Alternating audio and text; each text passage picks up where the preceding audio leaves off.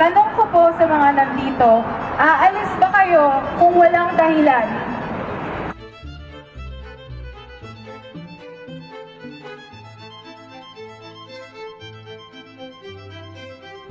When we look at the people's conditions in the Philippines, we see widespread lack of safe shelter, extreme poverty, and millions of people victimized by a corrupt system.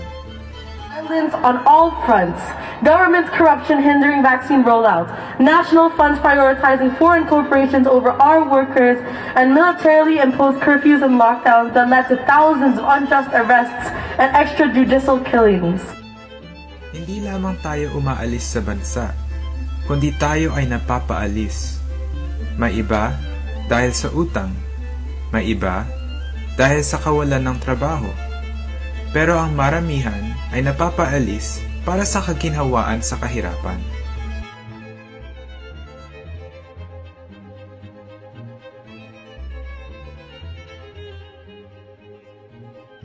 Over 6,000 Filipinos leave the Philippines every single day.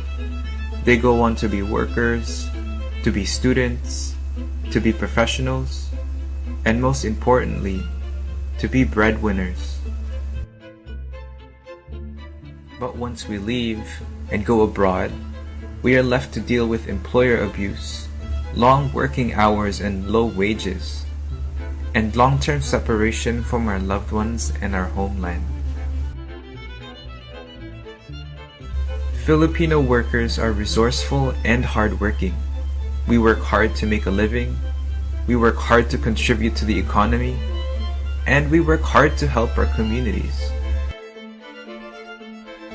Whether we are a worker here in Canada, a worker in the Philippines, or a worker anywhere in the globe, we deserve the right to safe working conditions, the right to livable wages, the right to healthcare and other universal rights, and most importantly, the right to have a livelihood without needing to leave our homelands.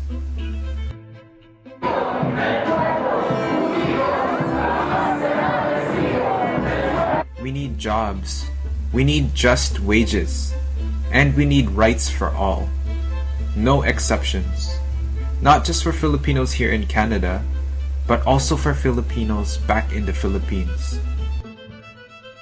Ready to ask, who is this election for?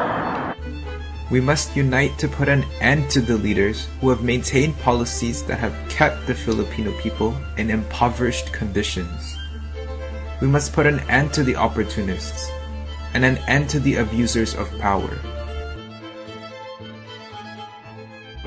This war on the poor, on peasants, on youth, on indigenous people needs to be stopped. The Duterte administration in the Philippines continues to use the anti-terror law to criminalize and silence the voices of Filipinos. We know that the elections in the Philippines are accompanied by violence and corruption. That is why, regardless of the elections, we must organize for a better future. We must be united to hold our representatives and leaders accountable. That he was a puppet to U.S. imperialism and a burden to the people, the Duterte Marcos regime would be no different. As Filipino women, we know revolution and resistance flows through our veins. We must be united in order to achieve a national democracy that is free of extrajudicial killings, free of militarized violence against the people, and free of forced migrations. Pero alam din natin na ang eleksyon ay hindi ang solusyon. We are here today to remind this puppet and his cronies of two things. Filipino women keep our communities alive, and no matter how hard you try to silence us, we will never stop fighting with and for our people. We are workers, we are migrants, and we are Filipinos. As workers, we must fight for safe jobs, livable wages, and universal rights. As migrants, we must fight to be with our loved ones and to be in our homeland. And as Filipinos, we must fight for a nationally democratic and genuinely liberated Philippines.